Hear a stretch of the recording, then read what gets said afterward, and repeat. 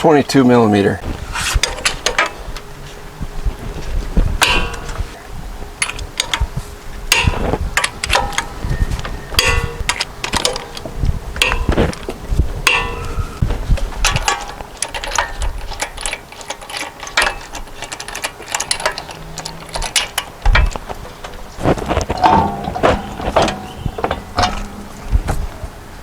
This is the belt. Now there's nothing wrong with the belt on the car other than I've had an oil leak there for a while, and while it was leaking it was just saturating the belt with oil, which can't be good. The car's got 66,000 miles on it now, so I'm just doing this for peace of mind. So here's the passenger side of the engine. The belt is just straight down there, and the tensioner, you can just barely see the pulley right there.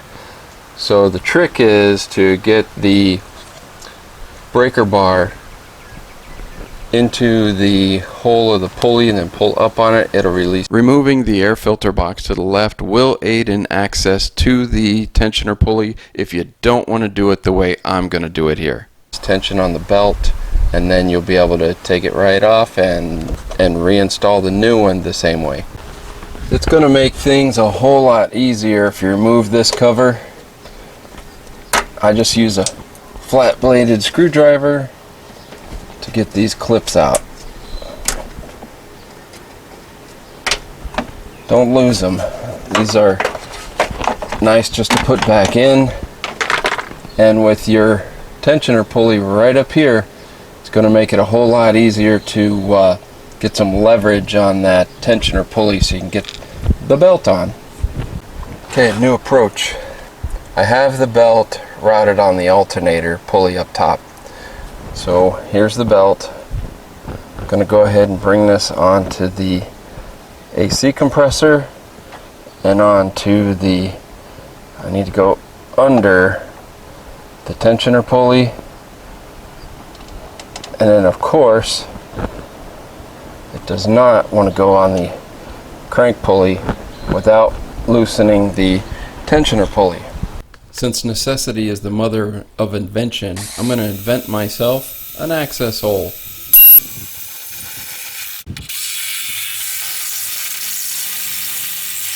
I'm a little bit high where this hole is anyway, so I'm going to try out my new rasp I just bought, see if I can get this to go down.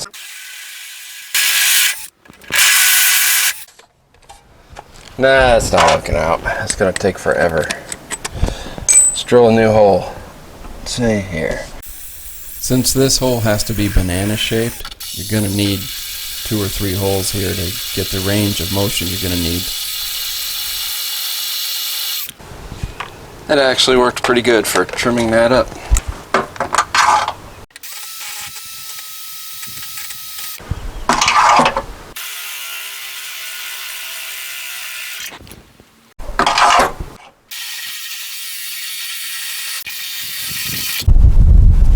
Ugh, still a little bit high. This is the 3rd hole going downwards.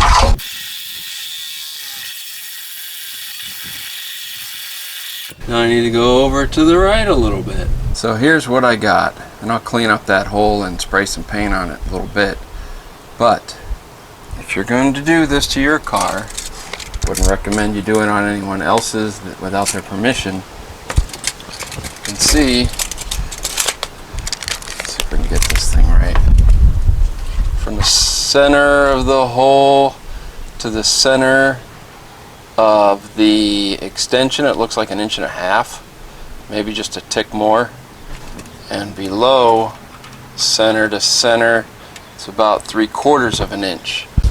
Okay, the belt is on the alternator pulley, very carefully, on the AC pulley, and it's got to go under the tensioner pulley, on top of the crank pulley, hold the tension, put in your breaker bar.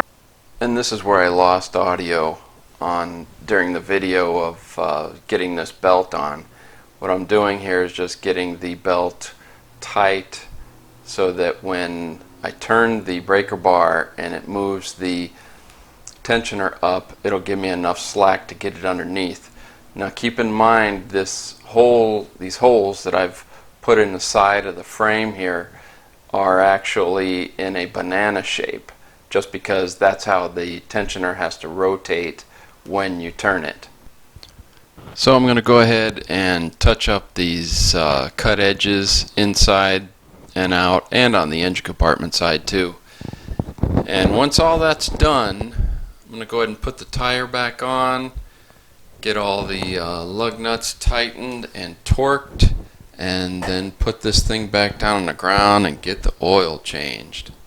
All in all, this job took, I'd say, an hour or so, just figuring out drill bits, and I did have some trouble with my chuck on the drill. Otherwise, everything was okay, and I think that the next time I got to change this belt, maybe in another, I don't know, 60,000 miles or so, then it'll be a lot easier.